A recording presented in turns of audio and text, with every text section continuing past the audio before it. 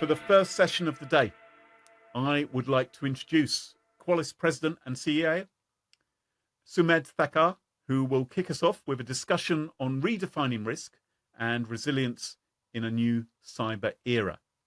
So, in a time when AI and LLMs are transforming the opportunities and the threat landscape, Sumedh will examine how CISOs and cybersecurity leaders can address the complexities of AI security. So, over to Sumedh.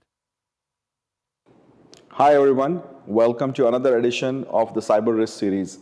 Over the last few quarters, we've had a lot of folks attend these Cyber Risk series, which we do quarterly, and we really address different topics, everything ranging from the basic hygiene in cybersecurity, asset management, patch management, or up-and-coming areas like cloud security. Today, I'm pretty excited to be talking about AI. I think it's all around us. Everybody's using AI. ChatGPT has stormed onto the horizon in the last couple of years, and every company is moving into somehow using AI from an IT perspective, development perspective, etc. And as always, we do in security, once IT goes ahead and they go fast, the security team is under pressure to make sure that they are certifying whatever is going to go to production. If you look at what has happened is 2024, a lot of people have spent a bunch of time experimenting with different forms of AI implementations for their product. Now, AI, ML is not new. Some companies, like Qualys is an example, we were already doing deep machine learning or deep learning well before sort of ChatGPT became very popular.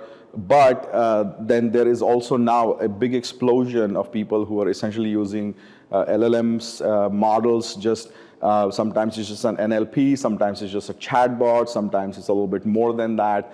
And as they are rushing to figure out 24 was more of experimentation. Many companies, many IT teams, many dev teams went in and experimented with different types of AI, different models. And now they're sort of finalizing, as they're finalizing their budgets for next year. You all know the cost of GPUs today is, there's a bit of a GPU mafia at times. But the cost of GPUs is pretty high. So companies are narrowing down to say, well, out of the 20 projects that we did all of this year, which ones are the ones that we should go to production with? And that's sort of getting finalized in Q4 for most companies. Of course, the downstream pressure for that is now the IT teams, the dev teams are saying, hey, we're ready to take this particular LLM to production. SecOps team, can you certify it? And most of the people that I spoke to in security really have no idea how to certify an AI implementation from a cybersecurity perspective. And if you don't worry about it. You're not alone. Very, very few people, if at all, really have a detailed idea of what needs to be done. And to be honest, it's such an up-and-coming area. There is no comprehensive AI security capability that needs to be, that people need to focus on. Now, as the CISOs are getting pressure from the CIOs to say, we need to certify, you guys need to certify this, I think we at Qualys have such a large customer base, especially around enterprise customers. A lot of CISOs last few months called me and were asking, hey, Sumedh, what are you doing for AI security? And my question back was, well, what should we do for AI security? And most of them had no answer at all. Like, people really don't know what are the different capabilities and components that need to be looked at when you talk about AI security. So I said, fine, let's not get into the depth of how to assess an AI implementation or LLM implementation. How about you tell me how many LLMs are your teams running internally or externally? Silence, crickets. Nobody has answered to that kind of a question, because no matter what you are using, whether it's on-prem assets, cloud assets, AI, I think the fundamental question that everybody has is always the same: what is my inventory? And if the question is, what is my AI inventory? How many models am I running?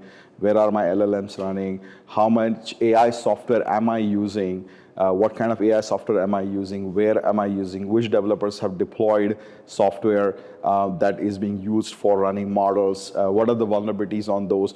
So even the basic of knowing where your AI models are running is a big black hole for many organizations. And so as we started looking into this beginning of the year, our teams really talked to a lot of customers, and we realized that really the most basic things everybody wants to start off with is just knowing where you're running your models, because as always, security teams are never really told where the assets are. If you know the asset, you don't know what is running on the asset. So it is really about, first, as a security team, how do you get a full picture of where is your AI implementation running, how much of it is in dev, how much of it is in production, and then getting a sense of what's the scope of the assessment that you have to do. I think another very basic hygiene, low-hanging fruit is really tracking and monitoring vulnerabilities, CVEs and misconfigurations on machines that are running your models, because they may not be looking to exploit an AI vulnerability, but just exploiting a vulnerability in the software that is used to run AI that is known, that's out there, that's not patched, can be a vector for stealing your models, as an example. So are we looking at doing the basics of vulnerability management, of our configuration management? Do we have an inventory of all the AI software? And after that, are we doing assessment to figure out what kind of CVEs are there, how many of them are being exploited out there, and how can we make sure that we get a complete sense of where all these vulnerabilities are and which of those are important, and start fixing those. After you have done that, customers, as we spoke to them, said, okay, now at least I have a handle of what kind of, where are my models running, what kind of vulnerabilities do they have.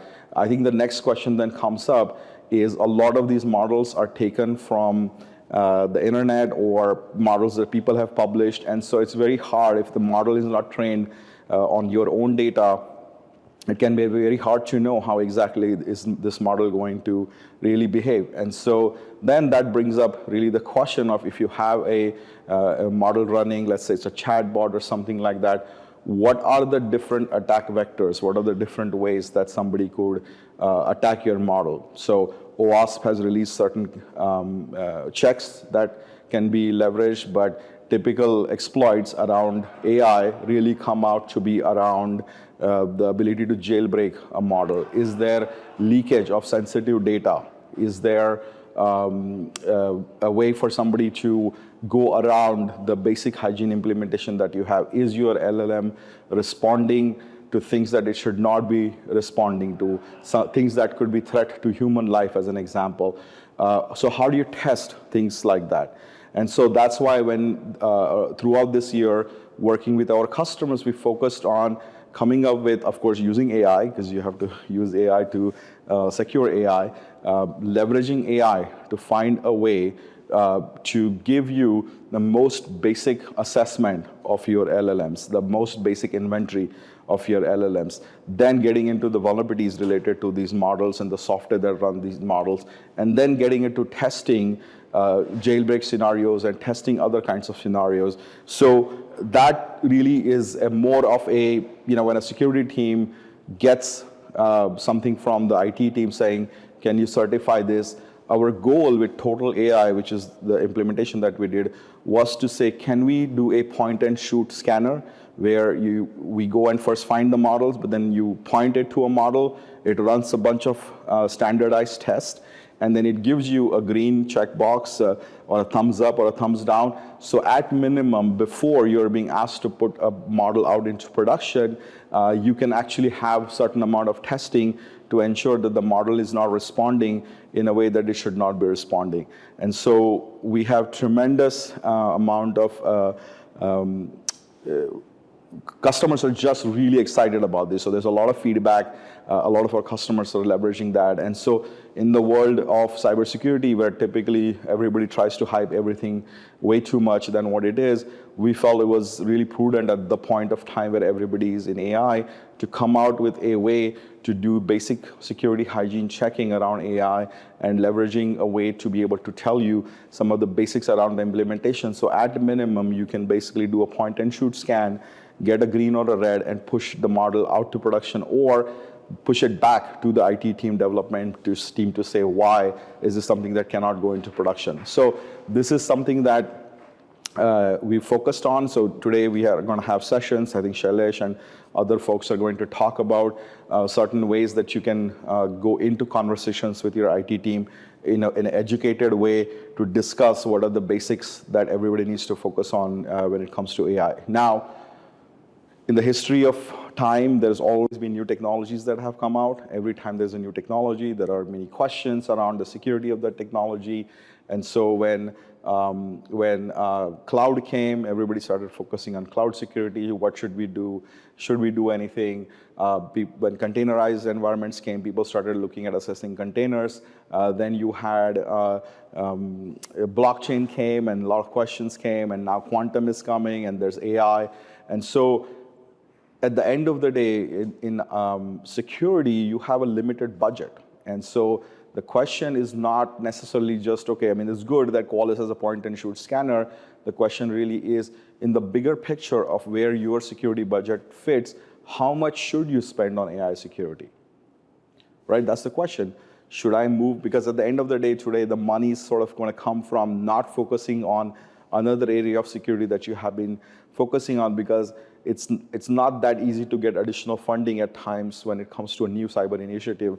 It takes time. A case has to be built around that. So many organizations are also looking at, well, let's do the basic assessment, but at the end of the day, we also have to figure out how much are we going to do in terms of spending on this. And when people ask me, my question really is, well, how much you spend on AI security is really directly proportional to how much financial loss do you expect to have because of a breach of one of your AI models.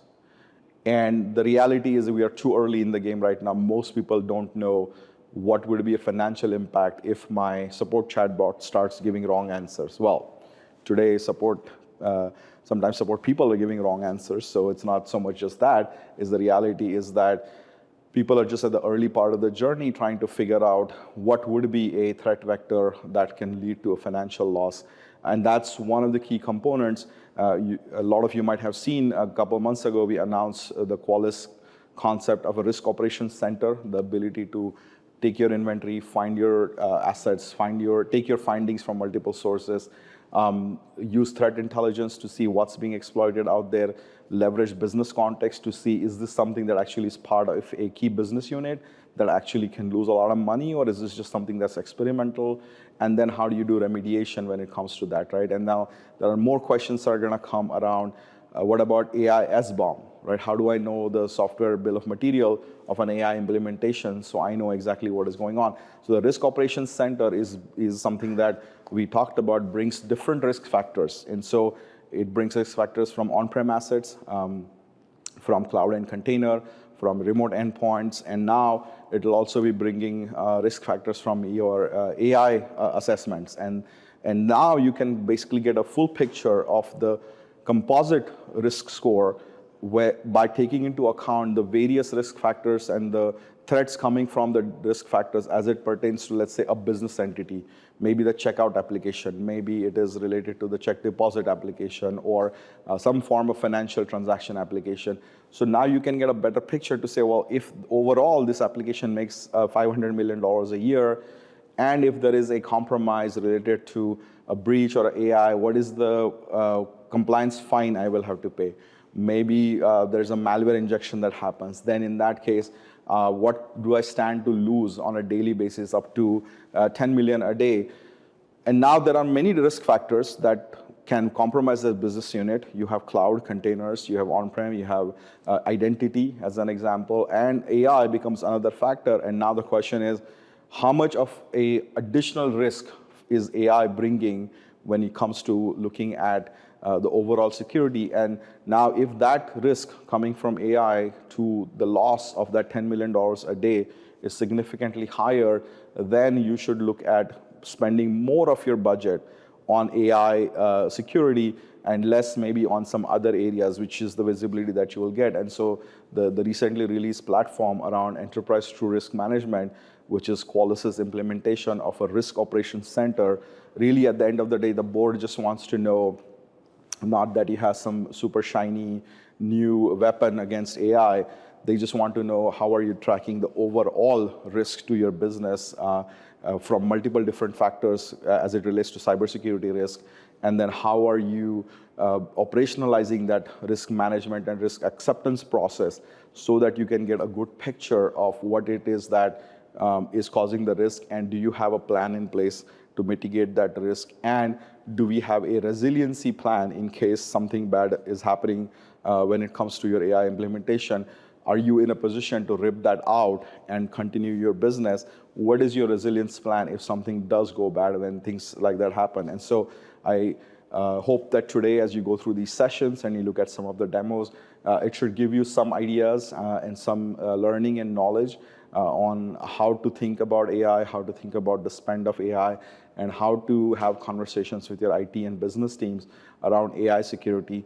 As always, we look forward to getting feedback from you on our total AI capabilities and our ETM ROC capabilities, because this is really kind of the future of where everybody is looking to go, not necessarily just buying more and more individual scanning tools or assessment tools that don't really give a full picture. As our Chief Risk Technology Officer said, nobody wants YADA, right? We are familiar with the term YADA, YADA. It's YADA, which is yet another dashboard again. So we don't want to now, in our collection of different security dashboards from different tools, have another dashboard on AI security that just is in a silo, doesn't give you a full picture of what the risk is. So I hope that throughout these sessions, you get a better understanding. We are learning just as you are learning through this process. So we look forward to the comments and the feedback. And we look forward to doing another version of this in a couple quarters once we have understood even more and gotten your feedback, and we have more implementations with our customers and how they're finding success in their initiatives around AI security. So thank you very much, and I hope you enjoy the rest of the sessions.